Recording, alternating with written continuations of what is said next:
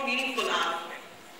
So as we go along, I'm sorry, I need somebody here to make it on, of course. This is how it looks.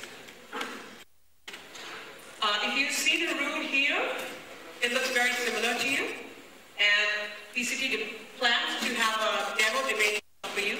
I've invited a few people, and they'll pick up a mic for themselves, and they will be doing a round of demo debate for you so that you actually see how it works. As you look at that, if you look at the chair, to the right of the chair is the opposition. And if you remember the name, it was the British Parliamentary Debate, which means it looks very similar to the Parliament itself. Thank you. So it looks very similar to the House, which goes on to say the proposition. Do you know where the speaker sits in the Parliament House? In the Indian Parliament House? And then when you look at the camera, to us is like left from us, but if you see the speaker's seat, on his right is the proposition, and on his left is the opposition. The ruling party and the opposition, right? That's what the parliamentary debate sitting arrangement looks like. The proposition, which is a set of 3 people, is on the left, and the opposition, again, with a set of 3 people, sits on the right. And the chairperson, who is the adjudicator in this particular context, he or she, the adjudicators happen to be people who decide how you do and how you debate and what is right and what is wrong. And that is the part which we will dwell on right away. Just a second. I also hope you've been able to observe that the seats for the proposition look like 1, 3, and 6, while the opposition looks like 2, 4, and 5, which goes on to describe the pattern in which you would be debating. That means the speaker 1 happens to be the proposition leader. The speaker 2 is the opposition leader. Speaker 3 is deputy leader proposition. Speaker 4, opposition deputy leader. Speaker 5, proposition whip. And speaker 6 is opposition whip. And we also have the proposition leader.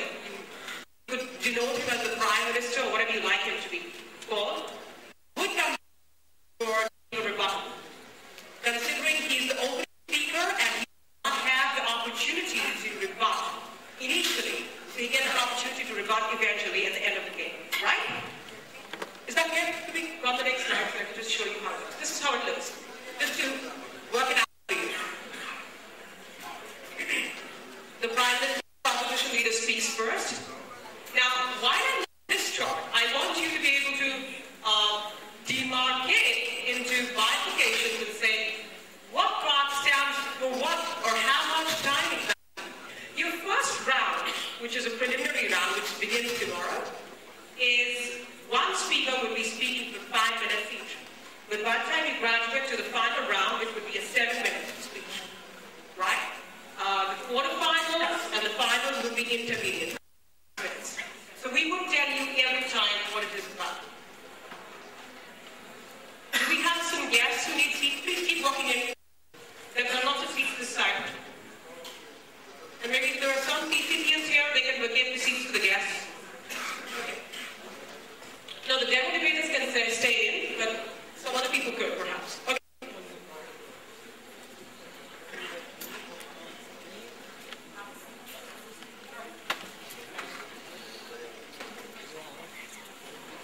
The proposition comes in and define that we will contend this topic, if you debate this topic, with we, a particular country called Switzerland.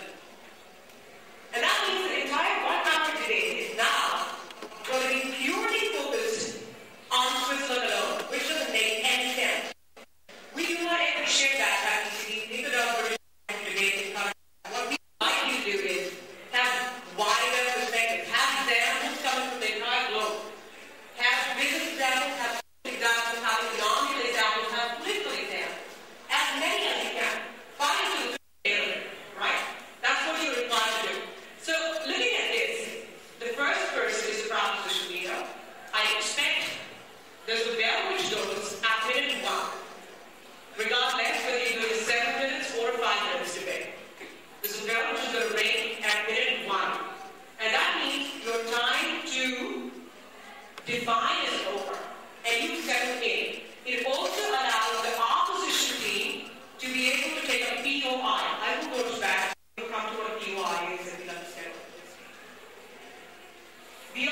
one, you're required to give your perspective, which is, what do you have for it? Do you have direct physical meaning? Do you have a political aspect which you want to discuss? Do you have an economical aspect? Do you have a symbolic aspect which you want to take up for this particular debate? And you will see a lot of that come into whatever debate will be over one meeting today.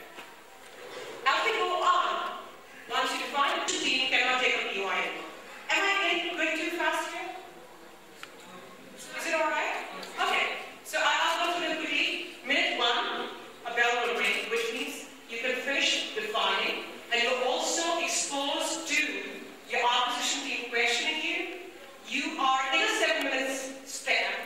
It's mandatory, or we encourage you to take at least 2 POIs. You can decline the third one. If you decline the first or the second one, adjudicators will frown upon it, and it might lose marks for you. So, if it is a 5 minutes debate, you're at least liable, where does that work? You're kind of liable to take at least 1 POI, point of information, and respond to that query. Why do you take a POI, I might ask? It primarily shows your presence of mind. It just doesn't show you, because this debating pattern is basically to cut through the traditional debating pattern where 2 people were picked up from a school or a college, given a topic 5 days in advance, and said, okay, you can prepare a 4 in the gas and go and pour it out. We don't have that. So if you look at the second speaker, which is the opposition leader may differ in defining. He may have a different definition.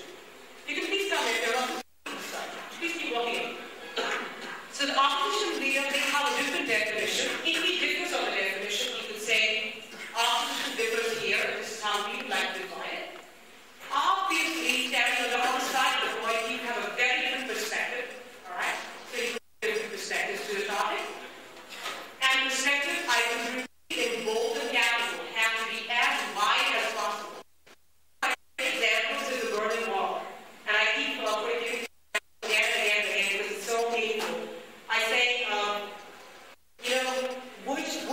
if you have to stop it, for example, how to build the Berlin Wall, there could be a party which comes out and say, oh, so we're going to divide Germany into East and West.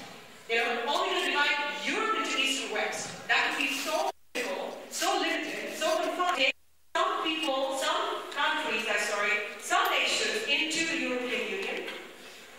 For example, Turkey has been trying for the last many years, but the European Union has not really given it the eligible membership that it wants. Okay?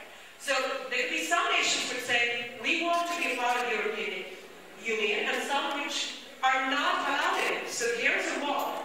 And the Berlin Wall is like a symbolic wall in the world, stands to divide between 2 kinds. So that is a symbolic application. Just one political symbolic application, or one social